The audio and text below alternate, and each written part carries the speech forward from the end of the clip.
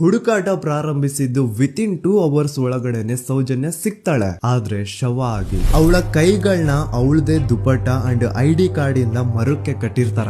And most brutal parties ಅವಳ ಯೋನಿ, ಅವಳ ಏನಿತ್ತ ಅದ್ರ ಒಳಗಡೆ 6 ಇಂಚ್ ಮಣ್ಣು ತುಂಬಿರ್ತಾರ. ಓ ಬಿಡಪ್ಪ ನಮ್ ಹಲೋ ನಮಸ್ಕಾರ ಎಲ್ರಿಗೂ ಹೇಗಿದ್ದೀರಾ, ಚೆನ್ನಾಗಿದ್ದೀರಾ ಅಂತ ಅನ್ಕೊತೀನಿ. Welcome back to my YouTube channel. ಈ ಲಾಗ್ ಮಾಡೋ ಕಾರಣ ಏನಪ್ಪ ಅಂತಂದರೆ, ಇವಾಗ ಒಂದು ವಾರದಿಂದ ಸೌಜನ್ಯ ಕೇಸ್ ನಡೀತಾ ಇದೆ. ಸೌಜನ್ಯ ಕೇಸ್ ಅಂತಂದರೆ ಅದು 2012ರಿಂದನೇ ಸ್ಟಾರ್ಟ್ ಆಗಿರೋದು. ಬಟ್ ಇವಾಗ ಏನಂದರೆ ಮೊನ್ನೆ ಸಮೀರ್ MD ದೂತ ಅಂತಂದೇಳಿ ಸಮೀರ್ MD ಅವರು ಮಾಡಿದ್ದಾರೆ ಯೂಟ್ಯೂಬಲ್ಲಿ. ನೀವು ಇನ್ನೂ ಯಾರ್ಯಾರು ನೋಡಿಲ್ಲ ದಯವಿಟ್ಟು ಹೋಗಿ, ಪ್ಲೀಸ್ ದಯವಿಟ್ಟು ನಿಮ್ಮ ಮನೆಯಲ್ಲಿ ಯಾರ್ಯಾರ ಮನೇಲಿ ಎಲ್ಲ ಹೆಣ್ಮಕ್ಳಿದ್ದಾರೆ ಅವರು ನೋಡಲೇಬೇಕಾದಂಥ ವಿಡಿಯೋ. ದಯವಿಟ್ಟು ಇನ್ನು ಯಾರು ನೋಡಿಲ್ಲ ಪ್ಲೀಸ್ ನೋಡಿ ಅಂತಂದು ಹೇಳೋಕ್ಕೆ ಇಷ್ಟಪಡ್ತೀನಿ. ತುಂಬ ಅಂದರೆ ತುಂಬ ಕ್ಲಿಯರಾಗಿ ಹೇಳಿದ್ದಾರೆ ಅವ್ರ ಅಣ್ಣ. ನಿಜವಾಗ್ಲೂ ಅವರು ಒಂದು ಮುಸ್ಲಿಮ್ ಆಗಿ ಒಂದು ಹಿಂದೂ ಹುಡುಗಿ ಬಗ್ಗೆ ಅಷ್ಟು ಕಾಳಜಿಯಿಂದ, ನಮ್ಮನೆ ಹೆಣ್ಮಗಳು ಅಂತಂದೇಳಿ ಅಷ್ಟು ಕಾಳಜಿಯಿಂದ ಅವಳ ಬಗ್ಗೆ ಆಗಿರ್ಬೋದು, ಪದ್ಮಾವತಿ, ವೇದಾವತಿ ಮತ್ತು ಮಾಹುತ, ನಾರಾಯಣ ಅವ್ರ ಬಗ್ಗೆ ಆಗಿರ್ಬೋದು, ಎಲ್ಲರ ಬಗ್ಗೆ ಒಂದು ಬಿಡ್ಲಾರ್ದಂಗೆ ಪೂರ್ತಿಯಾಗಿ ಹೇಳಿದ್ದಾರೆ ಆ ವಿಡಿಯೋದಲ್ಲಿ. ನೀವು ದಯವಿಟ್ಟು ಹೋಗಿ ನೋಡಿ ಅಂತ ಹೇಳೋಕ್ಕೆ ಇಷ್ಟಪಡ್ತೀನಿ. ಯಾಕಂದರೆ ಎಲ್ಲರ ಮನೇಲೂ ಹೆಣ್ಮಕ್ಳಿದ್ದಾರೆ. ನನಗೂ ಇವಾಗ 2 ಹೆಣ್ಣಾಗಿದೆ. ನಮ್ಮ ಮಕ್ಳಿಗೂ ಅಂಥ ಪರಿಸ್ಥಿತಿ ಬರಬಾರ್ದು. ಸೌಜನ್ಯ ಅವರಿಗೆ ಆಗಿರೋದಂತಹ ದುರಂತನ ನಮ್ಮ ಮನೆ ಹೆಣ್ಮಕ್ಳಿಗೂ ಆ ಥರ ಪರಿಸ್ಥಿತಿ ಬರಬಾರ್ದು. ಅದು ಇಲ್ಲಿಗೆ ಸ್ಟಾಪ್ ಆಗಲಿ. ಅವ್ರ ವಿಡಿಯೋ ಮೂಲಕನೇ ಈ ಥರ ನಡೆಯೋದು, ರೇಪು ಅದು ಇದು ನಡೆಯೋದೆಲ್ಲ ಸ್ಟಾಪ್ ಆಗಲಿ ಅಂತಂದೇಳಿ ದೇವ್ರ ಹತ್ರ ಕೇಳ್ಕೊತೀನಿ ನಾನು. ನಿಜವಾಗ್ಲೂ ಎಷ್ಟೆಲ್ಲ ಧರ್ಮಸ್ಥಳ ಅನ್ನೋ ತಡ ಮನಸ್ಸಿಗೆ ಒಂಥರ ಏನೋ ಅವಾಗೆಲ್ಲ ಒಂಥರ ಪವರು ಇದು ಆಗ್ತಾಯಿತ್ತು. ಅದೇ ಅಂದ್ಕೊಂಡು ನಂದು ಮದುವೆ ಬೇರೆ ಅಲ್ಲೇ ಧರ್ಮಸ್ಥಳದಲ್ಲೇ ಆಗಿದ್ದು. ಇವಾಗ ಅನ್ನಿಸ್ತಾ ಇದೆ ಹೋಗಿ ಆ ಧರ್ಮಸ್ಥಳದಾಗ ಮದುವೆ ಆದ್ನಲ್ಲ ಅಂತಂದೇಳಿ ಅನ್ನಿಸ್ತಾ ಇದೆ.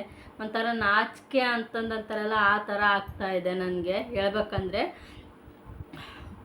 ಎಷ್ಟು ನರಳಿ ಇರಬೇಡಲ್ವಾ ಹುಡುಗಿ, ನಿಜ ಪಾಪ. ಏನು ಗೊತ್ತಿರಲ್ಲ, ಏನು ಅಂದರೆ ಏನು ಗೊತ್ತಿರಲ್ಲ. ಸುಮ್ಮನೆ ಕ್ಯಾಜುಲಾಗಿ ಊಟ ಮಾಡ್ಲಾರ್ದಂಗೆ, ತಿಂಡಿ ತಿನ್ಲಾರ್ದಂಗೆ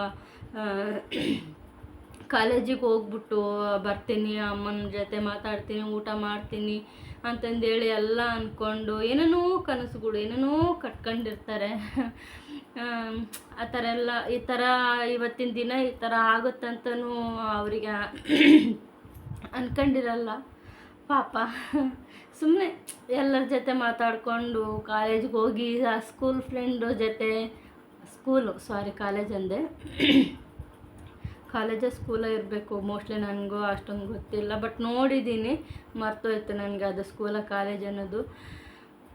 ಹೋಗಿ ಎಲ್ಲರ ಜೊತೆ ಕ್ಯಾಜುಲಾಗಿ ಇದ್ದು ಮಾತಾಡಿಕೊಂಡು ಅಲ್ಲಿ ನಡೆದಂಥ ಪಾಠ ಆಗಿರ್ಬೋದು ಏನಾಗಿರೋ ಕೇಳಿಕೊಂಡು ಆರಾಮಾಗಿ ಬರ್ತಾ ಇದ್ದ ಹುಡುಗಿನ 5-6 ಜನ ಆ ಥರ ಎಳ್ಕೊಂಡೋಗಿ, ಅದು ಉಪವಾಸ ಬೇರೆ ಇತ್ತಂತೆ ಆ ಹುಡುಗಿ. ಅವ್ರನ್ನ ಬಿಡಿಸ್ಕೊಳ್ಳೋಕ್ಕೆ ಶಕ್ತಿನೂ ಅವಳ ಹತ್ರ ಇರಲಿಲ್ಲ ಅಂತ ಅನಿಸುತ್ತೆ ಅಲ್ವಾ. ಒಬ್ಬರಾಗಿದ್ದರೆ ಹೆಂಗೋ ಒಂದು ಬಿಡಿಸ್ಕೋಬೋದು, ಬಿಡಿಸ್ಕೊಳ್ಳೋಕ್ಕೂ ಆಗಲ್ಲ.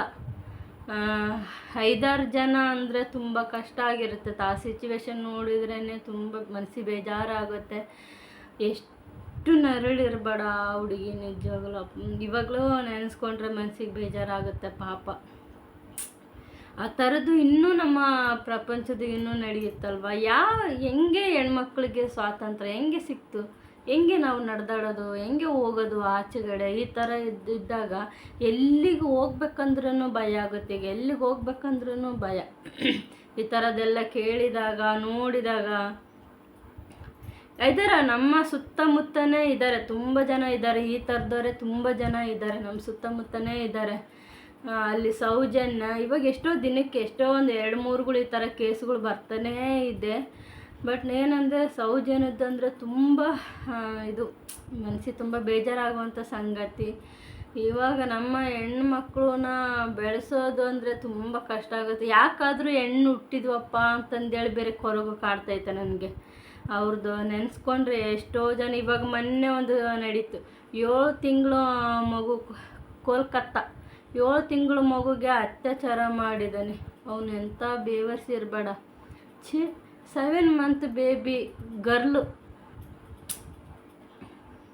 ತುಂಬ ತುಂಬ ಅಂದರೆ ತುಂಬ ಬೇಜಾರಾಗುತ್ತೆ. ಏನು ಮಾಡೋಕ್ಕಾಗಲ್ಲ. ಈಗ ಏನಂದರೆ ಇವಾಗ ಇವರು ಸತ್ಯ ಹೇಳಿದ್ದಾರೆ, ಸಮೀರ್ MD ಸತ್ಯ ಹೇಳಿದಾರಲ್ವಾ. ಇವಾಗ ಏನಂದರೆ ರಿಟರ್ನ್ ಅವ್ರ ಮೇಲೇ ಕೇಸ್ ಹಾಕ್ಬಿಡ್ತಾರೆ ನೋಡಿ. ಇವಾಗ ಆಲ್ರೆಡಿ ಕೇಸ್ ಬುಕ್ ಆಗಿಬಿಟ್ಟಿದೆ ಅವ್ರ ಮೇಲೆ.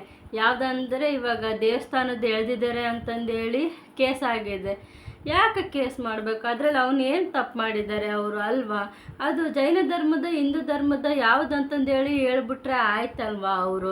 ಈಗ ಯಾವುದೋ ಒಂದು ಆ ದೇವಸ್ಥಾನನ ತಮಗೋಸ್ಕರ ಉಳಿಸ್ಕೊಳ್ಬೇಕು ಅನ್ನೋದು ಒಂದೇ ಒಂದು ಕಾರಣಕ್ಕೆ ಜೈನ ಧರ್ಮ ಅಂತ ಹೇಳಿ, ಹಿಂದೂ ಧರ್ಮದ್ದಲ್ಲ ಇದು ಜೈನ ಧರ್ಮದ್ದಂತ ಹೇಳ್ಬಿಟ್ಟು ಮಾಡಿಸ್ಕೊಂಡಿದ್ದಾರೆ. ಇವಾಗ ಅದು ಏನಂದರೆ ಇವಾಗ ಗೋರ್ಮೆಂಟ್ ಕಡೆಗಿಲ್ಲ ದೇವಸ್ಥಾನ, ಇಲ್ಲ ಗೋರ್ಮೆಂಟ್ ಕಡೆಗೆ ಇರೋದು ಇವ್ರಿಗೆ ಇದಾರಲ್ವ ಅವರು ಗೌಡ್ರು ಫ್ಯಾಮಿಲಿ ಅಂತಂದೇಳಿ ಹೇಳಿದ್ದಾರೆ ಅವರು. ಬಟ್ ನಿಮಗೆ ಗೊತ್ತೇ ಇದೆ ಅದೆಲ್ಲ ಮಾಡಿರೋದು ಯಾರು ಏನು ಅಂತಂದೇಳಿ ಎಲ್ಲ ಗೊತ್ತಿದೆ. ನೀವು ಇನ್ನು ಯಾರು ನೋಡಿಲ್ಲ ದಯವಿಟ್ಟು ಹೋಗಿ. ನನಗೆ ಫಸ್ಟ್ ಸ್ಟಾರ್ಟಿಂಗು ಡೌಟ್ ಇತ್ತು, ಯಾರು ಮಾಡಿರ್ಬೋದು, ಹೆಂಗೆ, ಏನು ನಡೀತು ಇದು? ಯಾಕಂದರೆ ಒಂದು 2-3 ವರ್ಷಲಿಂದ ಅದ್ರ ಬಗ್ಗೆ ಹೋರಾಟದ ಬಗ್ಗೆ ಅದ್ರ ಬಗ್ಗೆ ಎಲ್ಲ ಮಾಡ್ತಾಯಿದ್ರು, ವೀಡಿಯೋಗಳೆಲ್ಲ ಹಾಕ್ತಾಯಿದ್ರು. ಅಷ್ಟೊಂದು ಕ್ಲಿಯರಿಟಿ ಗೊತ್ತಿರಲಿಲ್ಲ. ಏನೋ ರೇಪ್ ಮಾಡಿದ್ದಾರೆ, ಸಾಯಿಸಿದ್ದಾರೆ, ಅಷ್ಟು ಬಿಟ್ಟರೆ ಏನು ಹಂಗೆ ಹಿಂಗೆ ಅಂತಂದೇಳಿ ಈ ಥರದ್ದು ಒಂದು ಇತ್ತು. ಬಟ್ ಇವಾಗ ಆ ವಿಡಿಯೋ ನೋಡಿದ್ದೀನಿ, 39 ಮಿನಿಟ್ಸ್ ಇದೆ. ಆ ವಿಡಿಯೋದಲ್ಲಿ ನೋಡಿದ್ರೆ ಯಾವುದೋ ಒಂದು ಸಿನಿಮಾದಲ್ಲಿ ಆಗಿದೆ ಏನಪ್ಪ ಅನ್ನೋ ಥರ ಇದೆ ಹೇಳ್ಬೇಕಂದ್ರೆ. ಆ ಥರ ಇದೆ ಎಡಿಟಿಂಗ್ ಆಗಲಿ, ನಿಜ ಸ್ಟೋರಿ ಮಾಡಿರೋದು ಅವರು. ನಿಜ ನಡೆದಿರೋದನ್ನ ಹಾಕಿದ್ದಾರೆ, ನಂಬಕ್ಕೆ ಆಗಲ್ಲ. ಆ ಥರ ಇದೆ ಸತ್ಯ. ಯಾವ್ಯಾವ ಡೌಟ್ ಇತ್ತು ಎಲ್ಲ ಕ್ಲಿಯರ್ ಆಗೋಯ್ತು ನನಗೆ. ಅಷ್ಟೊಂದು ಡೌಟ್ ಇರೋದೆಲ್ಲ ಕ್ಲಿಯರ್ ಆಗುತ್ತೆ ಆ ವಿಡಿಯೋದಿಂದ. ಎಲ್ಲ ಮನಸ್ಸಲ್ಲಿರುವಂಥದ್ದು ಎಲ್ಲದೂ ಗೊತ್ತಾಯಿತು. ಅವರು ಹೆಂಗೆ ಇನ್ನೂ ಉಸಿರಾಡ್ತಾ ಇದ್ದಾರೆ. ಒಂದು ಅಮಾಯಕ ಹುಡುಗಿನ ಸಾಯಿಸ್ಬಿಟ್ಟು ಥರ ಹಿಂಡಿ ಆ ಹುಡುಗಿನ ಎದೆ ಭಾಗಗಳೆಲ್ಲ ಕಚ್ಚಿ, ಮತ್ತು ಯೂನಿ ಅಂತ ಇರ್ತಾರೆ ಅಲ್ಲಿ ಎಲ್ಲ ಮಣ್ಣೆಲ್ಲ ತುಂಬಿಬಿಟ್ಟಿದ್ದಾರೆ. ಆ ಹುಡುಗಿಗೆ 6 ಇಂಚಷ್ಟು ಮಣ್ಣು ತುಂಬಿಬಿಟ್ಟಿದ್ದಾರೆ. ಅಪ್ಪ ನೆನೆಸ್ಕೊಂಡ್ರೆ ಎಷ್ಟು ಭಯ ಆಗುತ್ತೆ. ಅವಳಿಗೆ ಜೀವಂತವಾಗಿ ಇರುವಾಗನೇ ಇಷ್ಟೊಂದು ನರಕ ಕೊಟ್ಟಿದ್ದಾರಾ ಅಂತಂದೇಳಿ. ಎಷ್ಟು ನರಳಿ ಸತ್ತಿದ್ದಾಳೆ ಅಂತ ಅನಿಸುತ್ತೆ ಅಲ್ವಾ. ತುಂಬ ನರಳಿ ಸತ್ತುಬಿಟ್ಟಿದ್ದಾಳೆ ಆ ಹುಡುಗಿ. ಅಮ್ಮ, ಅವ್ರ ಮನೆಗೆ ಇವಾಗ ಒಂದು ಹೆಂಡ್ತಿ ಇದ್ದಾಳಲ್ವ ಅವನಿಗೆ. ವಯಸ್ಸಾದಾಗ ಮದುವೆ ಮಾಡ್ತಾರೆ, ಹೆಂಡ್ತಿ ಬರ್ತಾಳೆ, ಅವಾಗ ಅವ್ರ ಜೊತೆ ಇರ್ಬೋದಿತ್ತಲ್ಲ. ಆ ಥರ ಯಾರೋ ಒಂದು ದಾರಿಗೆ ಹೋಗೋ ಹುಡುಗಿನ ತಗೊಂಡೋಗಿ 5-6 ಜನ ಫ್ರೆಂಡ್ಸ್ ಅವರ ಸೇರಿಬಿಟ್ಟು ಆ ಹುಡುಗಿನ ಆತ ಇಸ್ಕಿ ಎಲ್ಲ ಕೆಟ್ಟದಾಗಿ ರೀತಿ ಬಳಸ್ಕೊಂಡು, ಆಮೇಲೆ ವೇಸ್ಟ್ ಆಗಿರೋದನ್ನು ಹೆಂಗೆ ಕಸ್ದಾಗಿ ಬಿಸಾಕ್ತಾರೆ ಆ ಥರ ಬಿಸಾಕಿದ್ದಾರೆ ಆ ಕೂಸನ್ನ. ನೆನೆಸ್ಕೊಂಡ್ರೆ ಅಯ್ಯೋ ಅಂತ ಅನಿಸುತ್ತೆ. ಅವರು ಏನು ಮಾಡೋಕ್ಕಾಗ್ತಾಯಿಲ್ಲ ನಮಗೆ ಏನು ಮಾಡೋಕ್ಕಾಗ್ತಾಯಿಲ್ಲ ಅಂಥವ್ರನ್ನ. ಯಾರಿಗೂ ಏನು ಮಾಡೋಕ್ಕಾಗ್ತಿಲ್ಲ. ಬರೀ ಏನಂದರೆ ಬರೀ ವೀಡಿಯೋದಲ್ಲಿ ಹೇಳ್ಬೋದು, ಮಾತಾಡ್ಬೋದು. ನಾವಿದ್ದೀವಿ ಸಮೀರ್ MD ಅವರೇ, ನಿಮಗೆ ನಾವಿದ್ದೀವಿ, ನಾವೆಲ್ಲರೂ ಇದ್ದೀವಿ, ನಾವು ಸಪೋರ್ಟ್ ಮಾಡ್ತೀವಿ ನಿಮಗೆ ಅಂತಂದೇಳಿ ಹೇಳ್ಬೋದು. ಬಟ್ ಇವಾಗ ಅಣ್ಣ ಸತ್ಯ ಹೇಳಿದಾರಲ್ವ, ಆ ಹೆಣ್ಣನ್ನು ಕಾಪಾಡೋರು ಇಬ್ಬರೇ. ಯಾರು ಹೇಳಿ? ಇವಾಗ ಗಿರೀಶ್ ಅಣ್ಣ ಅವರು ಇದ್ದಾರಲ್ವ, ಗಿರೀಶ್ ಅಣ್ಣವರು ಮತ್ತು ತಿಮ್ಮರು ಡಿ ಅಂತಾರಲ್ವ, ಅವರು ಸ್ವಲ್ಪ ಬೆಂಬಲವಾಗಿರ್ಬೋದು. ಈ ಸೋಷಲ್ ಮೀಡಿಯಾದಲ್ಲಿ, ಇನ್ಸ್ಟಾದಲ್ಲಿ, ಯೂಟ್ಯೂಬಲ್ಲಿ ಆಗಿರ್ಬೋದು, ಪ್ರತಿಯೊಬ್ಬರು ಸುಮ್ಮನೆ ಕಮೆಂಟ್ಗಳು, ಮೆಸೇಜ್ಗಳು, ವೀಡಿಯೋಗಳು ಮಾಡ್ತಾರೆ. ಬಟ್ ಆಲ್ಮೋಸ್ಟ್ ಅವ್ರ ಹಿಂದೆ ಇರ್ತಾರೆ ಇಲ್ಲ ನನಗೆ ಗೊತ್ತಿಲ್ಲ. ಬಟ್ ಆ ಹೆಣ್ಣ ಮಾತ್ರ ಆಚೆ ಹೆಂಗೆ ಬರ್ತಾರೋ ಗೊತ್ತಿಲ್ಲ ನನಗೆ. ಏನೇನು ಸುಳ್ಳು ಕೇಸುಗಳು ಹಾಕಿ ಆ ಹೆಣ್ಣನ್ನು ಸಾಯಿಸ್ಬಿಡ್ತಾರಂತಂದೇಳಿ ತುಂಬ ಮನಸ್ಸಿಗೆ ಬೇಜಾರಾಗುತ್ತೆ. ಪಾಪ ಅನ್ನಿಸ್ತದೆ ಆ ಹೆಣ್ಣನ್ನು ನೋಡಿದರೆ. ಬಟ್ ಅಣ್ಣ ಒಳ್ಳೆಯದನ್ನೇ ಹೇಳಿದ್ದಾರೆ, ಜನಕ್ಕೆ ಅರ್ಥ ಆಗಲಿ, ತಮ್ಮ ಹೆಣ್ಮಕ್ಳನ್ನು ಕಾಪಾಡ್ಕೊಳ್ಳಿ, ಇಂಥ ಜನಗಳೆಲ್ಲ ಇರ್ತಾರೆ ನಮ್ಮ ಸುತ್ತಮುತ್ತ ಅಂತಂದೇಳಿ ಆ ಹೆಣ್ಣ ಹೇಳಿದ್ದಾರೆ. ಬಟ್ ಅಣ್ಣನ ಪರಿಸ್ಥಿತಿ ನೆನೆಸ್ಕೊಂಡ್ರೇ ಭಯ ಆಗುತ್ತೆ. ಒಳ್ಳೆ ಕಾಲ ಇಲ್ಲ ಇದು, ಸತ್ಯಕ್ಕೆ ಜಯ ಅಂತೂ ಸಿಗೋದೇ ಇಲ್ಲ. ಹಂಗಿದ್ದಿದ್ರೆ ಎಷ್ಟೋ ಜನ ರೇಪ್ ಆದಾಗ ಅವ್ರನ್ನ ಆವಾಗಲೇ ಸಾಯಿಸಾಕ್ಬೇಕಿತ್ತು. 12 ವರ್ಷ 13 ವರ್ಷ ಸೌಜನ್ಯ ಕೇಸ್ ಇಷ್ಟುವರೆಗೂ ಹಂತಕ್ಕೆ ಬರ್ತಾ ಇರಲಿಲ್ಲ. ಹೋದ ವರ್ಷ ಎಷ್ಟೆಲ್ಲ ಹೋರಾಟ ಮಾಡಿದ್ರು. ತಿಮ್ಮಾರೆಡ್ಡಿ, ಅವ್ರ ಅಮ್ಮ, ಅವ್ರ ತಂಗಿ, ಅವ್ರ ತಮ್ಮ ಅವರೆಲ್ಲ ಹೋರಾಟ ಮಾಡಿದ್ರು. ಲಾಸ್ಟಿಗೆ ಧರ್ಮಸ್ಥಳ ಇದು ಅವ್ರು ಇರ್ತಾರಲ್ಲ ಸಂಘದವರು, ಅವ್ರ ತಮ್ಮನ ಪಾಪ ಹೆಂಗೆಲ್ಲ ಆಡಿಬಿಟ್ರು, ಬೆಲೆನೇ ಇಲ್ದಂಗೆ ಮಾಡಿಬಿಟ್ರು ಅವರಿಗೆ. ಅಷ್ಟೊಂದು ಅವ್ರ ಪಾಪ ದೂರ ನಿಂತ್ಕೊಂಡೇ ಇದು ಮಾಡ್ತಾಯಿದ್ರು. ನಾವು ನ್ಯಾಯ ಕೊಡಿಸ್ತೀವಿ ಹಂಗೆ ಹಿಂಗೆ ಅಂತೆಲ್ಲ ಸುಳ್ಳು ಹೇಳ್ಕೊಂಡು ಬಂದುಬಿಟ್ಟು ಅದು ಹೋರಾಟ ನಡೆಯೋದನ್ನು ಸ್ಟಾಪ್ ಮಾಡಿ ಹಾಕ್ಬಿಟ್ರು ಅಲ್ಲಿಗೇನೆ. ಅದು ಈ ಥರ ಇರಬೇಕಾದ್ರೆ ಪಾಪ ಎಲ್ಲವುದು ಪ್ರತಿಯೊಂದು ತಿಳ್ಕೊಂಡು ಇಂಚಿಂಚುವಾಗಿ ಎಲ್ಲವುದು ಮಾಡಿ ಹಾಕಿದ್ದಾನೆ ಅಣ್ಣ.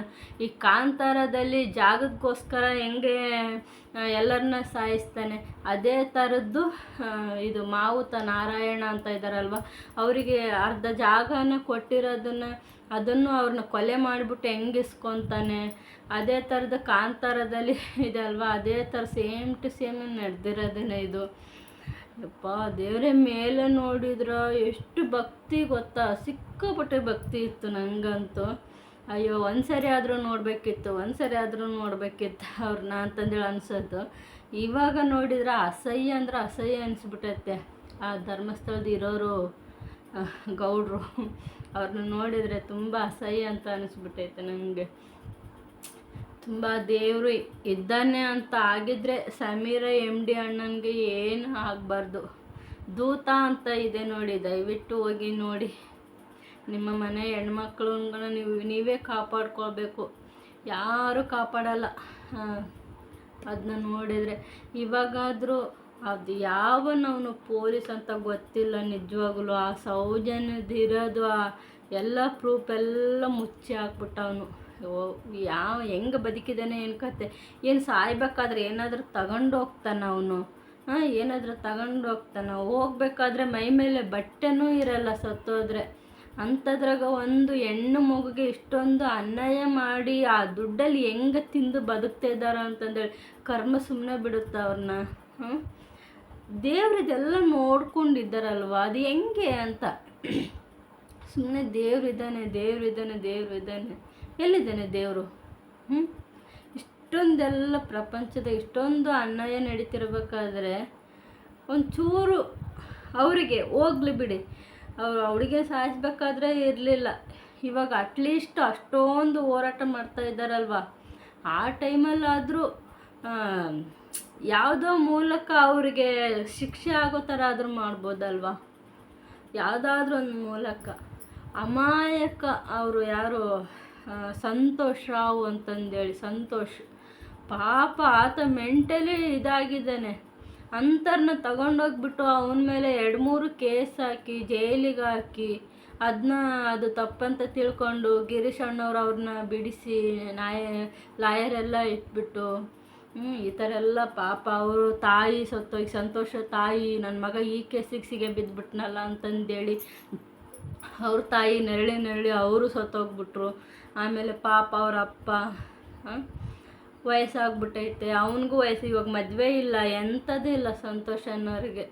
ಅಂಥ ಅಮಾಯಕಗೆ ಈ ಥರ ಪರಿಸ್ಥಿತಿ ತಂದ್ಬಿಟ್ಟು ಇವಾಗ ಅವ್ರು 5-6 ಜನ ತನ್ನ ಹೆಂಡ್ತಿ ಮಕ್ಕಳು ಮರಿ ಅಂತಂದೇಳಿ ಎಷ್ಟು ಆರಾಮಾಗಿದ್ದಾರೆ. ಇನ್ನು ಕರ್ಮ ಇನ್ನೂ ಎಲ್ಲೈತಂತ ಗೊತ್ತಿಲ್ಲ ಅವ್ರದ್ದು. ದೇವ್ರು ಇನ್ನೂ ಅವ್ರನ್ನ ಕಾಪಾಡ್ತಾ ಇದ್ದಾನೆ. ಬಟ್ ಇನ್ನೂ ಒಂದು ಏನಂದರೆ ಅವ್ರನ್ನಂತೂ ಏನು ಮಾಡೋಕ್ಕಾಗಲ್ಲ, ಅಷ್ಟು ಇದೆ. ಈ ಸರ್ಕಾರನೇ ಕೊಂಡ್ಕೊಳ್ಳೋಷ್ಟು ದುಡ್ಡು ಅವ್ರ ಹತ್ರ ಇದೆ. ಅಂತಂದ್ರಾಗ ಈ ಸಮೀರ MD ಆಗಿರ್ಬೋದು, ಇಲ್ಲ ಇದ್ರ ಬಗ್ಗೆ ಸೌಜನ್ಯ ಬಗ್ಗೆ ಹೋರಾಟ ಮಾಡೋರಾಗಿರ್ಬೋದು, ಯಾರಾಗಿರ್ಬೋದು, ಅವ್ರನ್ನ ಒಂದು ಕೂದಲು ಎಳೆನೂ ಕಿತ್ಕೊಳ್ಳೋಕ್ಕಾಗಲ್ಲ ಅಂತ ಅನಿಸುತ್ತೆ ನನ್ನ ಪ್ರಕಾರ. ಇಲ್ಲ ಅಂದಿದ್ರೆ ಯಾವಾಗೋ ಇದಕ್ಕೆ ನ್ಯಾಯ ಸಿಗ್ತಾ ಇತ್ತು. ಅವರೇ ಸರ್ಕಾರ ಕೊಂಡ್ಕೊಳ್ಳೋಷ್ಟು ದುಡ್ಡು ಅವ್ರ ಹತ್ರ ಇದೆ. ಇವಾಗ ಏನಂದರೆ ಬರೀ ದುಡ್ಡಿಗೆ ಮಾತ್ರ ಬೆಲೆ, ಅದು ಬಿಟ್ಬಿಟ್ರೆ ಬೇರೆ ಏನೂ ಇಲ್ಲ. ಬಟ್ ಇದರಲ್ಲಿ ನಾನು ಏನಾದರೂ ತಪ್ಪು ಏನಾದರೂ ಮಾತಾಡಿದರೆ ದಯವಿಟ್ಟು ಕ್ಷಮಿಸಿ. ಯಾಕಂದರೆ ನನಗೂ ಒಂದು ಹೆಣ್ಮಕ್ಳಿದ್ದಾರೆ. ಬಟ್ ಸೌಜನ್ಯ ನೆನೆಸ್ಕೊಂಡಾಗ ತುಂಬ ಅಂದರೆ ತುಂಬ ಮನಸ್ಸಿಗೆ ಬೇಜಾರಾಯಿತು. ಯಾವುದೇ ಹುಡುಗಿಗೂ ಇಂಥ ಪರಿಸ್ಥಿತಿ ಬರಬಾರ್ದು ಅಂತಂದೇಳಿ ತಂದೆ ತಾಯಿಗಾಗಿರ್ಬೋದು, ಅವ್ರ ತಂಗಿ ಎಷ್ಟು ಅಳ್ತಾಳೆ ಗೊತ್ತಾ.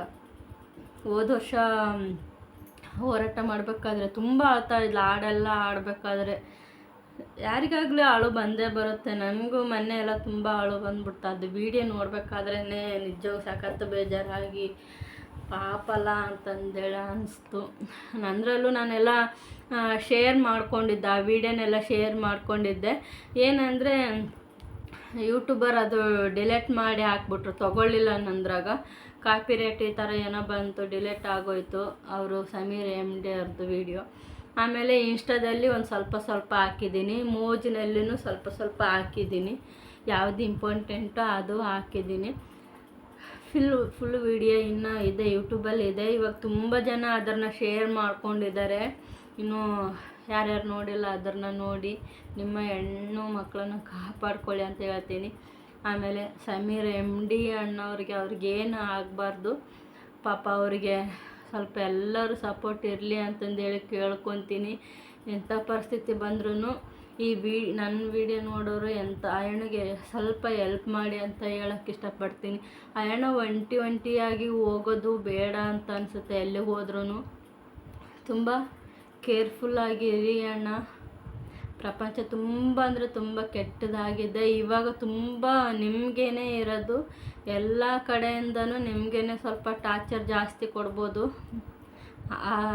ಅವ್ರ ಬಗ್ಗೆ ನೀವು ಮಾತಾಡಿದ್ದೀರಲ್ವ, ಅವರೇನೆ. ಅದಕ್ಕೋಸ್ಕರ ಸ್ವಲ್ಪ ಹುಷಾರಾಗಿರಿ ಅಂತ ಹೇಳೋಕ್ಕೆ ಇಷ್ಟಪಡ್ತೀನಿ. ದಯವಿಟ್ಟು ಇನ್ನು ಯಾರ್ಯಾರು ವಿಡಿಯೋ ನೋಡಿಲ್ಲ ಪ್ಲೀಸ್ ಹೋಗಿ ನೋಡಿ ಅಂತ ಹೇಳೋಕ್ಕೆ ಇಷ್ಟಪಡ್ತೀನಿ. Thanks for watching. ಧನ್ಯವಾದಗಳು. ಇಲ್ಲ ಆಗ ಮಾಡೋಕ್ಕೆ ಇದೇ ಕಾರಣ ಆಗಿತ್ತು. ತುಂಬ ಸಪೋರ್ಟ್ ಮಾಡಿ MD ಅವರು ಸಮೀರ್ MD, ದೂತ ಸಮೀರ್ MD ಅಂತ ಇದೆ. ಪ್ಲೀಸ್ ಅವರಿಗೆ ಸಪೋರ್ಟ್ ಮಾಡಿ ಗಾಯ್ಸ್, ಎಲ್ಲರೂ ಸಪೋರ್ಟ್ ಮಾಡಿ ಅವರಿಗೆ. ಓಕೆ.